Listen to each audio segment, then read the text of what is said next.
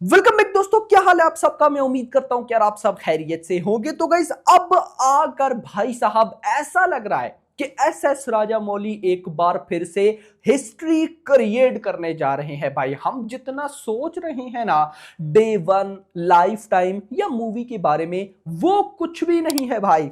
अभी इस मूवी की स्टोरी लाइन को लेकर ऑफिशियल अपडेट आई है। स्टोरी लाइन को लेकर के कहानी क्या क्या होने वाली है, एक तो आपने लीक देख ही ली होगी।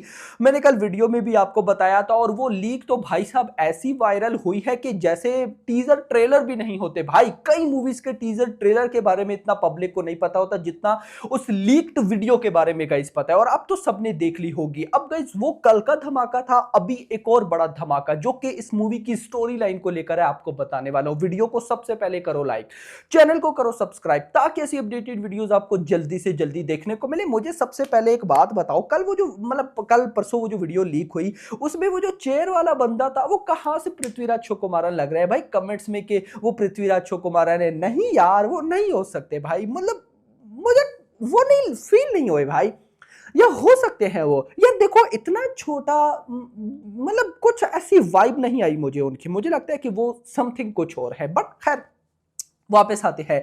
वो लीक्ड वीडियो उसने भाई साहब SSMB29 को, मैं बोलता हूं कि इतना बूस्ट दिलवा दिया है ना कि आपको मैं क्या ही बताऊं। बट वापस आते हैं कि आज ऑफिशियल अपडेट क्या आई है। गाइस आज जो ऑफिशियल अपडेट आई है ना, वो आई है इस मूवी की भाई साहब कहीं ना कहीं स्टोरी लाइन को लेकर। अब यहां पर इस मूवी की गाइस जो स्टोरी लाइन होने वाली है, वो काशी सिटी की होने वाली है। यानी कि कुछ उस तरह का, इन सिंपल वर्ड्स भाई, रिपोर्ट्स के अकॉर्डिंग SS राजामौली ने SSMB29 ये मूवी बनाने से पहले, यानी कि शूटिंग वगैरह स्टार्ट करने से पहले, इंडिया की जो गाइस हिस्ट्री है ना उसको डीपली जाना है। क्योंकि गाइस ये बात कहीं ना कहीं सच है कि इंडिया की हिस्ट्री बहुत कम लोगों को सही से पता है। सही से जिसे बोलते हैं, मतलब कि बहुत ही कम ऑडियंस को पता है। तो अब गाइस अगर SS राजामौली उस टॉपिक को भाई टच करने जा रहे हैं ना, तो मैं कहता हूं कि this is huge. This is, मैं आपको एक सिंपल बात बताता हूं। अभी आई थी कल्कि। कल्कि के अंदर आप लोगों ने महाभारत की सीक्वेंस देखे होंगे। अब देखो कल्कि के जो महाभारत की सीक्वेंस थे, उनको इतनी भाई साहब हाइप मिली है कि इतना तो वो जो दूसरे बाकी सीक्वेंस थे जो कि प्रेजेंट नहीं, जो कि फ्यूचर में थे, चाहे वो कमल हसन का सीक्वेंस हो, चाहे वो भाई साहब प्रभास का सीक्वेंस हो, चाहे वो भाई वो जिधर वो ट्रायंगल, वो क्या क्या नाम क्या था यार, उसका नाम मेरे माइंड से निकल गया है। मतलब आप फ्यूचर की जितनी चीजें थी उनको छोड़ दो ना भाई, सिर्फ जो था ना भाई पास्ट, उसकी भाई इतनी हाइप क्रिएट हो गई महाभारत सीक्वेंस के कि मैं आपको क्या ही बताऊं। उसकी जितनी तारीफ हुई वो अनबिलीवेबल थी। अब यहां पर SS राजामौली कुछ उसी टॉपिक को टच करने जा रहे हैं। मैं इसी वजह से काफी शौक था कि यार देखो, महेश बाबू एक ऐसे सुपरस्टार हैं जिनको हिंदी ऑडियंस बहुत कम जानती है, ये बात है। तो SS राजामौली क्यों रिस्क ले रहे हैं महेश बाबू को लेने का, मैं आपको एक्सप्लेन करता हूं मैं ये क्या बात बोल रहा हूं। RRR मूवी ने लगभग 1300 करोड़ की नेट कलेक्शन की, 1300 करोड़ की world wide box office collection की, जिसमें से 200 करोड़ की सिर्फ नेट कलेक्शन हुई थी हिंदी लैंग्वेज में। जस्ट इमेजिन के आज के टाइम पे नॉर्मल नॉर्मल सी मूवीज भी 500 करोड़ की नेट कलेक्शन कर रही है, मजाक बन के रह गई है 500 करोड़ की नेट कलेक्शन। जबकि RRR तो मोस्ट डिजर्विंग मूवी थी जो कि 500 करोड़ प्लस की नेट कलेक्शन करनी चाहिए थी। चलो नहीं किया, उस बात को छोड़ो, बट सोचो अगर कर जाती। इमेजिन करो, अभी 200 करोड़ की नेट कलेक्शन की थी, लगभग इतना ही था इसके आसपास। बट अगर मान लो कि 500 करोड़ होता, तो भाई साहब वर्ल्ड वाइड इसने 1300 करोड़ कमाए थे, उसमें भाई 300 करोड़ और ऐड करो, लगभग 1600 करोड़ बनता है। इतनी हिंदी मार्केट ना कहीं भाई साहब वो वैल्यू रखती है। बट यहां पर SS राजामौली ने SSMB29 में एक ऐसे टॉपिक को टच किया है जो कि है इंडियन फिल्म इंडस्ट्री, बोलने लगा था इंडिया की हिस्ट्री। तो गाइस उस टॉपिक पर अगर कोई मूवी बनेगी तो भाई साहब मैं कहता हूं कि इंडिया क्या पूरी दुनिया ही देखेगी। ऑफ कोर्स ऊपर से SS राजामौली की मूवी हो, तो उस टॉपिक को भाई साहब यहां पे टच किया है। काशी का कुछ देखने को मिलने वाला है, कुछ बहुत ही एडवांस, यानी कि हम जितना मैं आपको बताऊं ना, ये कुछ भी नहीं होगा।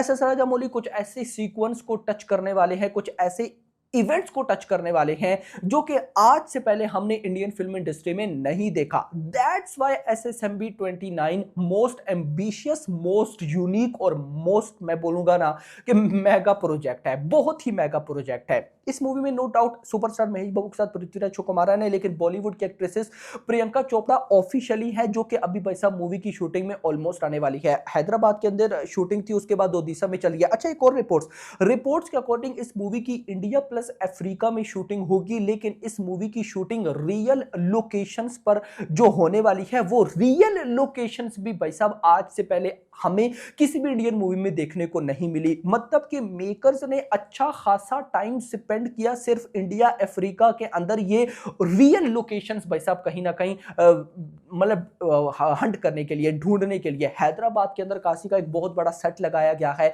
तो अब गाइस देखो ये जो मूवी की अपडेट्स है ना, ये बड़ी मुश्किल से आ रही है। मतलब कि मूवी को बहुत ही ज्यादा कॉन्फिडेंशियल रखा जा रहा है, लेकिन इतना मैं जरूर बोलूंगा कि भाई साहब यहां पर SS राजामौली को चाहिए कि वो जो VFX है ना, वो डेनेक्स से करवाए। यार देखो, आप लोग बोलते हो कि RRR की VFX बहुत अच्छे थे, नो डाउट बहुत अच्छे थे, बट अगर मैं उनको कंपेयर करूं कल्कि के साथ, तो कल्कि की VFX बाजी ले जाते हैं। मैं फिर बोलूंगा वो महाभारत की जो सीक्वेंस है ना भाई, वो क्या ही है, वो लिटरली क्या ही है यार, अनबिलीवेबल। तो कहीं ना कहीं भाई साहब मैं कल्कि की VFX को नंबर 1 पे रखता हूं। तो यहां पे मेरी भाई मेकर से रिक्वेस्ट ही रहेगी कि भाई कहीं ना कहीं आप लोग ना भाई यहां पर डिनेक्स से VFX करवाओ। अगर फिर भी मेरी इस बात पे आपको ट्रस्ट ना हो, तो अभी रॉकिंग स्टार यश की टॉक्सिक आएगी, उसमें भी डिनेक का VFX है। अगर मेरी उस बात पे भी आपको यकीन नहीं, तो रामायण का पार्ट 1 आने दो एक बार।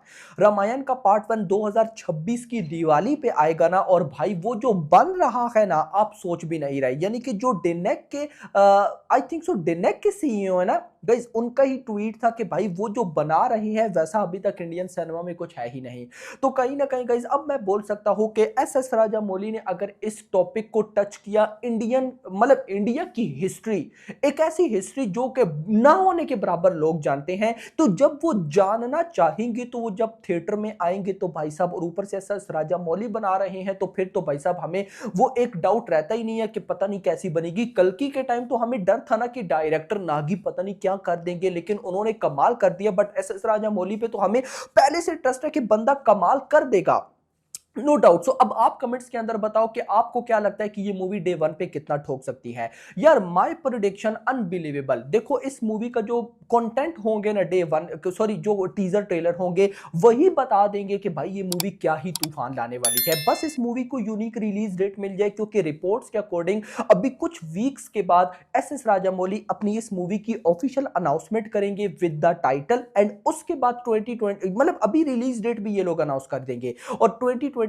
का मिड क्वार्टर या last quarter is the release date. मुझे लगता है कि ये 2027 के आखिर में आएंगे। लेकिन देखो 2027 के भाई साहब सेकंड क्वार्टर में, यानी कि दिवाली पे रामायण का पार्ट 2 है, 2027 में ही शाहरुख खान की किंग पठान 2 भी क्या पता हो, 2027 में ही प्रभास की स्पिरिट क्या पता फौजी मूवी भी हो सकती है। तो कहीं ना कहीं 2027 भरा पड़ा है मूवी से, बस इस मूवी को एक अच्छी रिलीज डेट मिल जाए। बट मैं इतना जरूर बोलूंगा कि जो SS राजामौली ने डेट अनाउंस की ना, उसके आगे पीछे आपको कोई मूवी गलती से भी देखने को नहीं मिलेगी। तो आपका क्या कहना है कमेंट्स में बताइएगा। वीडियो को लाइक करो, चैनल को सब्सक्राइब करो, और अगली आने वाली वीडियो तक अपना ख्याल रखिएगा। Thanks for watching.